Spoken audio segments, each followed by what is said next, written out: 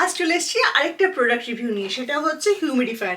এটা আমি অর্ডার দিয়েছিলাম কারণ শীত এখন পড়ে গেছে কোরিয়াতে ভীষণ, আর ওয়েদার ভীষণ শুকনো। আর আমাদের যেটা মেন প্রবলেম হয় যে এত ঠান্ডায় ওয়েদার তো শুকনো এমনিতেই হচ্ছে, মানে হিউমিডিটি তো কমে যাচ্ছে। তার সাথে আমাদের যে হিটার চালানো হয়, হিটার চালানোতে কি হয় যে প্রচুর ওয়েদারটা যেটা হয় না, প্রচুর শুকনো হয়ে যায়, ঠিক আছে। আর প্রচুর মানে যাদের এমনিতে নোজ ব্লিডিংয়ের সমস্যা থাকে বা আলাদা টাইপের কোনো শুকনো হওয়ার সমস্যা থাকে, তাদের তো ভীষণই প্রবলেম হয়। চলো এটা খুলি আগে, তারপরে কথা বলি।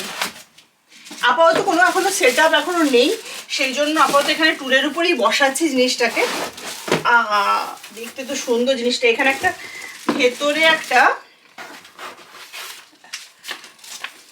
ম্যানুয়াল দিয়েছে, এই বক্সটাকে রাখি। এখানে একটা ম্যানুয়াল দিয়েছে, কিন্তু দুর্ভাগ্যজনকভাবে পুরো ম্যানুয়ালটাই হচ্ছে কোরিয়ানে। তো না, সত্যি সত্যি ইংরেজিতে কিচ্ছু লেখা নেই, একটুও কিচ্ছু লেখা নেই। তো স্বাভাবিকভাবে আমি জানি কি কি করতে হবে, কারণ যখন যে জায়গা থেকে আমি কিনেছিলাম, মানে কৌপাং যেটা এখানে চলে বেশি আর কি, মানে কোরিয়াতে, সেখানে আমি দেখে নিয়েছিলাম যে কেমন করে কি করতে হয়। তো স্বাভাবিকভাবে আমি জানি। তো হিউমিডিফায়ারের উপকারিতা কি, এটা রেখে দিলাম, সেটা ওটা মানে কাজে নটা ফেলে দিয়েছে। এটা আমি এখন বসি, এটাকে হচ্ছে লাগাবো। ভীষণ সুন্দর দেখতে জিনিসটা, ভীষণই সুন্দর দেখতে।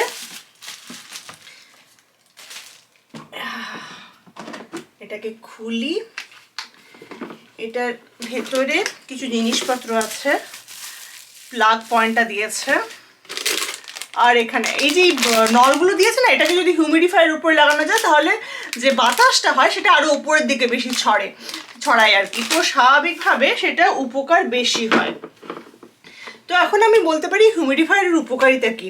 সাধারণত যাদের প্রচুর ড্রাই স্কিনের প্রবলেম আছে, বা রাত্রেবেলা যখন রাত্রেবেলা কী হয়, বাতাসটা খুব ভারী হয়ে যায় না, তো অনেকে স্নোরিংয়েরও প্রবলেম হয়। তো সেটা স্নোরিংটা কমায়, ড্রাই লিপস ঠিক করে, ড্রাই স্কিন ঠিক করে।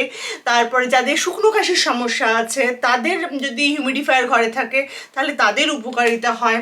মোটামুটি সত্যি কথা বলতে কি, শীতকালে যা যা প্রবলেম হয় সেই প্রবলেম থেকে ছুটকারা পেতে বাড়িতে একটা হিউমিডিফায়ার থাকলে ভালো।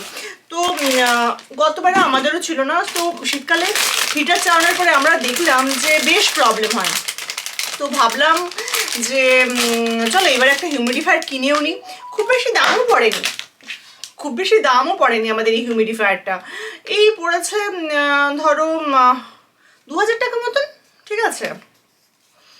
আর কোরিয়াতে সত্যি কথা বলতে কি, একটা জিনিসের দাম 2000 টাকা মানে বেশ কমই বলতে গেলে, আর কিছু তেমন বেশি নয়।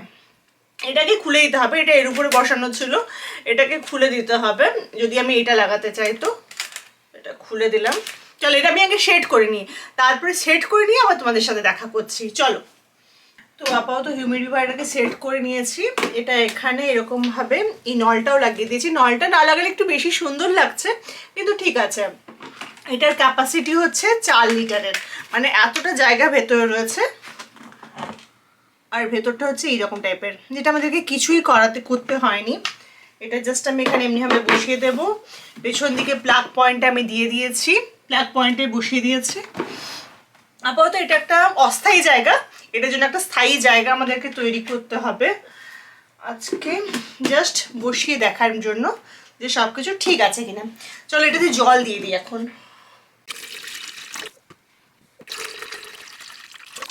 এখানে চাইলে কোনো কুল মিন্থল বা আলাদা কিছু এসেন্সও দেওয়া যেতে পারে, যেটাতে একটা ভালো অ্যারোমেটিক গন্ধ উঠবে। এবার স্টার্ট করা যাক। এখানে এটা অফ অনের বাটন আছে এখানে সামনে, এটা যত আমি ঘোরাবো তত এটা ম্যাক্সিমাম স্পিডে এটা দিয়ে বেরোতে থাকবে। আর পেছন দিকে আরেকটা সুইচ আছে এটা দেখো, এখানে আমি টাইমটা সেট করতে পারি, কতক্ষণ আমি রাখতে চাই সেটা সেট করতে পারি। ঠিক আছে, আপাতত এটাকে অন করি।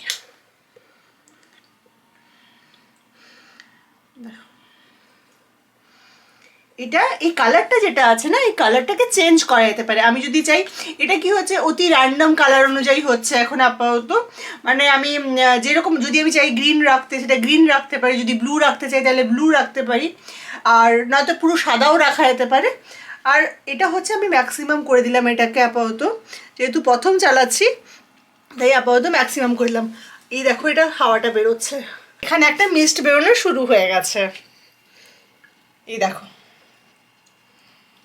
এই বছর আশা করা যায় কোনো শুকনো কাশি হবে না, স্কিন ঠিক থাকবে, শুকনো হয়ে যাবে না, ভীষণ সুন্দর দেখতে।